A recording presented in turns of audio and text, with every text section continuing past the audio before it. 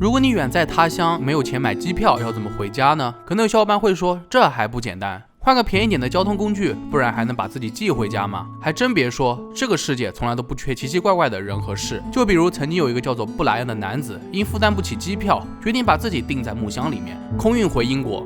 很显然，这一愚蠢的计划并不会一帆风顺。他没有预料到的是，由于航班满员，藏身的木箱被转移到了一架货运飞机上，飞行时间从预计的36个小时一下子变成了92个小时，最后还阴差阳错的降落在了美国洛杉矶。不仅没有顺利到家，还险些丢了性命。那今天我们就一起来认识一下这位奇人。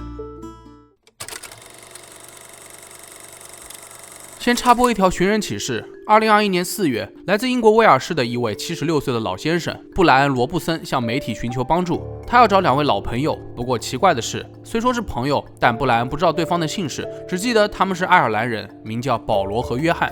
一时间，媒体开始大肆宣扬爱尔兰人、1965年的澳大利亚等等标签。还有一点很关键，就是这2人曾经把一个想回家的威尔士人装在木箱里面，然后送上了飞机。没错，布莱恩就是今天视频的主角。他想寻找19岁那年遇到的2个伙伴，当时他们制定了这项震惊所有人的偷渡计划，只可惜彼此没有留下任何联系方式。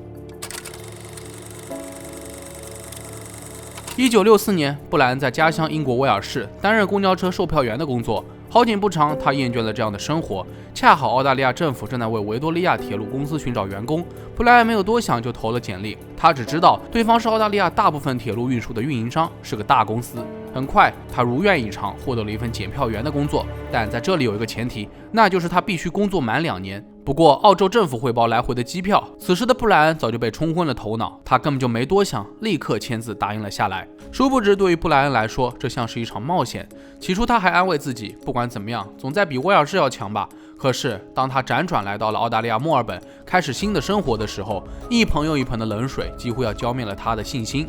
首先，刚到墨尔本，布莱恩就发现自己分配到的宿舍简直是老鼠窝，环境差到不行，食物更是难以下咽。光是这些就已经让他打退堂鼓了。其次是检票员的工作，几天班下来，布莱恩发现这工作也同样枯燥，自己根本就没有时间交朋友，更不要说去别的城市看看。也就是在这时，他认识了保罗和约翰，他们和布莱恩一样，也是签了2年的工作合同。很快，布莱恩越发不喜欢墨尔本的生活了，他坚定地告诉保罗和约翰自己要跑路。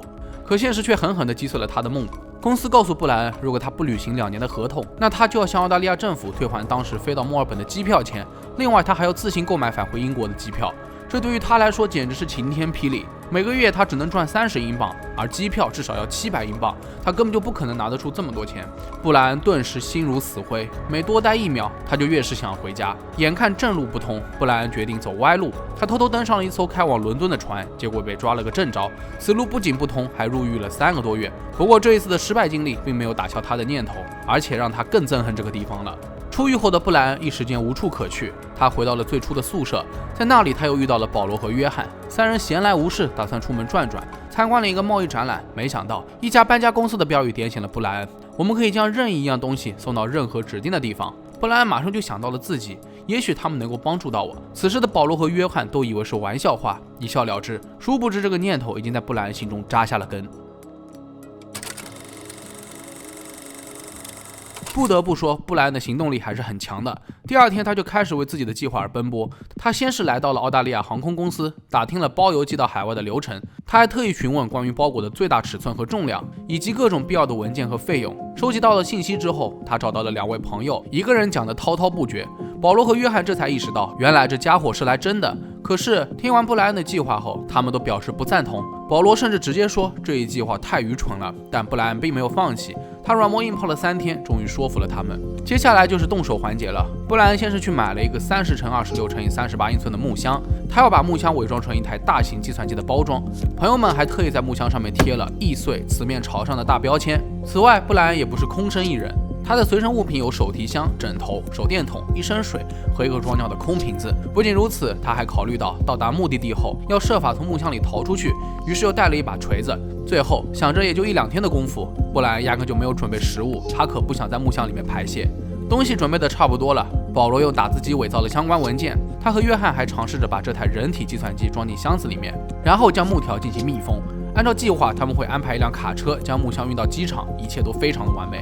演练结束后，终于要迎来布莱恩返程的日子了。保罗和约翰最后询问了一遍：“你真的想好了要用这个箱子把自己寄回去吗？”布莱恩神情坚定，毅然决然地钻进了木箱。保罗和约翰也没有多说，最后把钉子钉上后，和布莱恩告了别。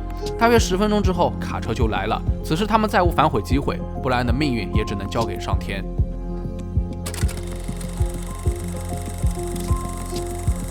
其实刚钻进木箱的前10分钟，布莱恩感觉还不错。但时间一长，一直保持膝盖顶着胸口的姿势就很容易抽筋。根据布莱恩的回忆，他被送到机场之后，感觉待了好几个小时才被搬上飞机，身体上的不适感也越来越强烈，他无法伸展双腿，也没有办法转身。这段旅程比想象当中的要煎熬。而事实证明，就算木箱贴着词面朝上的标签，也不是所有人都会在意的。而且更让布莱恩意想不到的是，他本来要乘坐的飞机是直飞伦敦的，但由于航班满员，货物就被转移到了泛美航空公司，而这架飞机是要经过美国洛杉矶的。别的不说，时间上就已经延长了很多。可惜他还不知道这一噩耗，飞机先是从墨尔本飞到了悉尼，90分钟的路程已经让他难以忍受。谁知道在木箱抵达机场后，被随意倒置在停机坪，工作人员根本就无视了箱子正面朝上的标识。所以布莱恩只能保持头部朝下的姿势，颠倒了整整22个小时。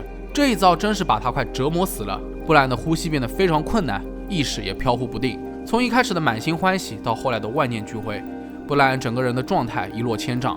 他大部分时间都在黑暗的空间里面，看不到任何一缕光。渐渐的，他开始无法分辨白天和黑夜，现实和梦境。有那么一瞬间，布莱恩真以为自己快要死了。可他并不害怕，甚至想让死神来得更快一些，自己能够早点解脱。最终，飞机到达了目的地，这让布莱恩重拾了信心。他计划等到晚上就拿锤子敲开木条，然后步行回家。不得不说，布莱恩的想法非常的天真，就算一切都如他所愿，而他也没有考虑过自己的身体是否还吃得消。然而，戏剧化的一幕出现了。